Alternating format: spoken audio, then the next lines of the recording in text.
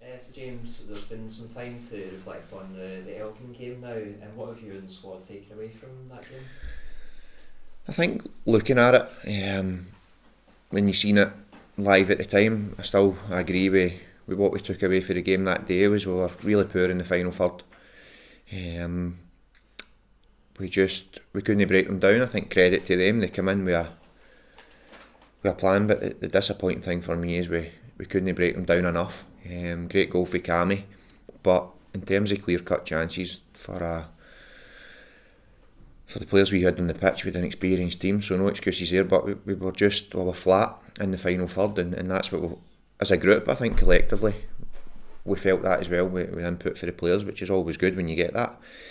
And it's something I think that we've been guilty of most of the season, even through pre-season, where it's just not quite clicked in the final third. But it's something that this week we've been working on, and we'll continue to work on it because we've got real firepower in the dressing room, in the squad, that we need to get it right and we need to create the chances for those three strikers in particular.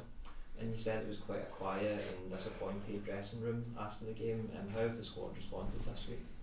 Yeah, it's always going to be quiet and down when you lose a game. But in the manner of the performance, I think makes it worse. And like they were frustrated, we were frustrated, the fans are frustrated, of course we are. But it helps you get back on the grass on the Monday, and then you're going through your training, and they quickly get over that. And they know as a full group, we all know we need to be better. So that's what we're working on.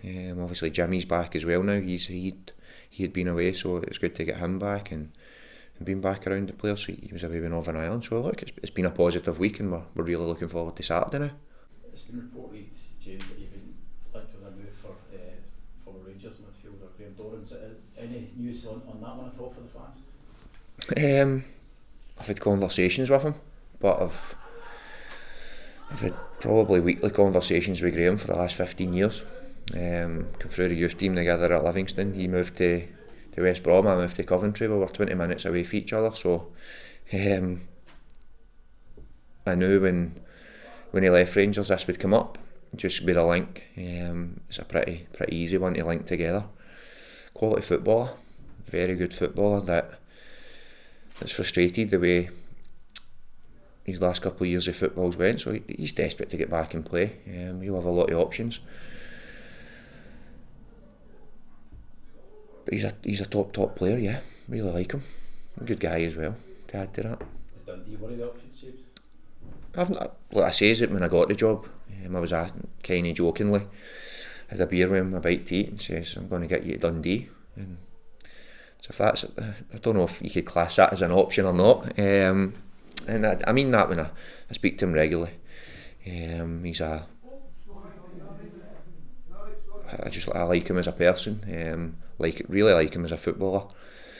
And if I had the chance to bring him here and it was within our budget and it could work, then I would. But I'm also conscious of the fact that I've been very well backed for the board. And if this probably popped up 6 weeks ago or 8 weeks ago, it would have been easy. But you don't get players like that very easy. So it's Graham will have loads of options, and he'll probably dictate where he's going, or he'll dictate the places he would consider going, and then it becomes up to the clubs. Can you put a package together for him? Would I like to? Absolutely, but I'm also very aware of the budget that the board and John and Tim in particular have already gave me. So I'm happy with the squad I've got. But when a player like that pops up, then I think you would be mad not to even try or have a look at it. That's just. But in terms of offers, nothing yet.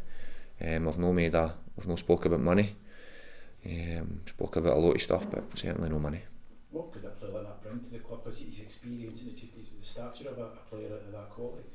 Yeah, look, he's a top player that's been frustrated recently with injury. But I don't think I need to answer that question. What could Graham Dorrans bring to any club? But that's watched the Premier League or the Championship in England over the last 10 years, knows how good a player he is. So, like, I've seen him doing it. I've played against him when he was at West Brom, and he was a class above. So, like, he could bring a lot of quality to any team really. and there's a hunger there, there's a frustration there that the last 2 years at his boyhood club haven't worked out very well for him, but that's completely down to injury. Considering you're quite close, do you have an understanding of what Graham's looking for in his next club? Yeah, but I had an understanding 2 years ago, or 2.5 years ago, however long it was, when he was desperate to come to Rangers. That's what when you're close with somebody and you speak to them, then of course you know what they're trying to do, what they're trying to achieve. But the one thing I will say on it is, I know he's desperate to play football. He feels he's in good condition. He said and I'm sure he'll not mind me talking about it, but he said a real terrible time with his knee. I was speaking to him after the surgery, come back even to when he had it, and again, it's an easy one because I've had similar problems, but no,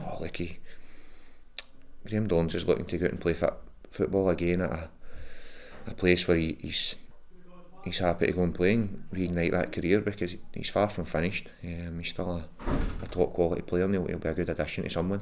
He obviously had a long spell down in England and came back to Scotland with Rangers. Do you know if he said that he would like to stay in Scotland? He's got a young family, and he was away for a while, but I'm sure if something popped up in England or abroad, he'd consider it again. He's at an age in his career where, he'll still have a lot of teams, but it has to be right for him. He's had a very successful career, so what I do know is he's not in a place where he needs to rush into anything. And that's due to how good a career he's had, because he's been a top quality player, so he can now, I think the biggest thing for him is being in good condition and being right to go on to his next challenge. As I say, he's got a young family, so he's eager to get back out and do it for them as well. If I can just finally ask you myself about the last few weeks in terms of results not going your way, do you fear fans becoming disillusioned with recent results and maybe that support disappearing? No, I've seen them out there when we'd lost 10 in the bounce, or 8 in the bounce. Disillusioned, for the want of a word. I can see why they'll be unhappy. Probably a better way of putting it for me, because when they know there's some good players in that dressing room, and when take away the United one, but when you see Sunday and we couldn't break down a stubborn, but no more than that, and that's not being disrespectful, that's me being bluntly honest, but we couldn't break down a team that sat back with a tactic to allow us to break them down. So they had obviously seen that throughout the course of the pre-season, that we're still not clicked in the final third. Do I get the fans being upset and unhappy and venting their frustration? Absolutely. We should be taking care of Elgin. No two ways about it. Especially with the team I put on the pitch. But I say we all look at it together. We go through it all, and we have a look at what we could have done better, and that's what we've been doing this week, and we get it out there, and the only way you get the fans with you completely is with winning game after game. We're going to have slip-ups and whatever. That one was a poor one, and they'll still be there though. It's their football club, so it doesn't matter who the manager is, who the players are. It's always the same fans that turn up and get right behind you. And when you're down, they drag you out. When you're up there, they enjoy it with every member of staff and every player. That's what the fans do, and I completely get why they're not happy at times. I know Graham Dorrans has been mentioned a lot, but are there any other players that you're looking to bring in the next few weeks?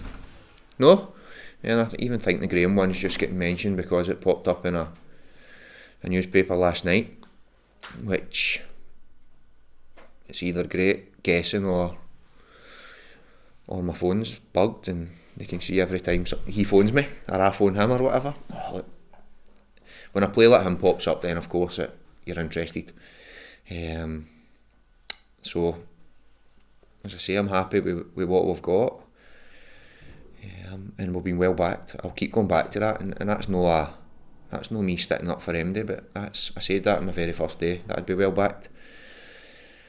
I could say it quite confidently because I've been here again. Going back, I've been here 6 years now, or this is my 6th year, so I know how well backed the managers get, and I knew they would have. So, but when a player like his quality pops up, then we get excited. But so will 10, 15 other managers all over Britain, I'm sure, at the minute that think they would have a chance of getting him.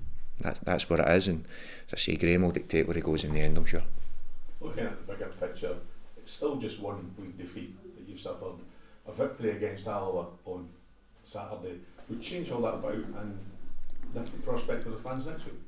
Yeah, look, but again, and it is, you can look at that, but I'll never do it and say, look, it is only one defeat, or when you're losing all your games, you never say, well, it is only September. I think you've got to look at it with a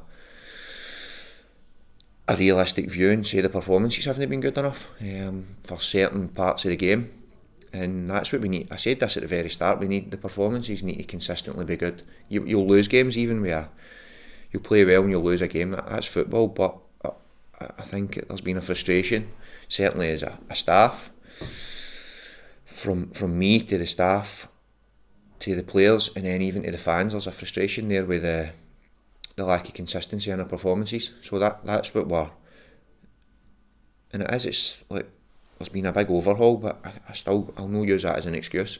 In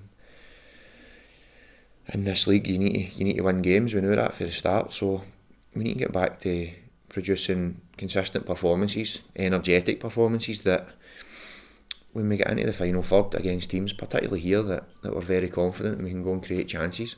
I think we created more chances down the road than what we did against Elgin, which is, I don't quite get, but we'll put it down to just one of those days hopefully, and come Saturday, because what we do have in that team is, and those three strikers, I'm not including Michael Cunningham, with real firepower.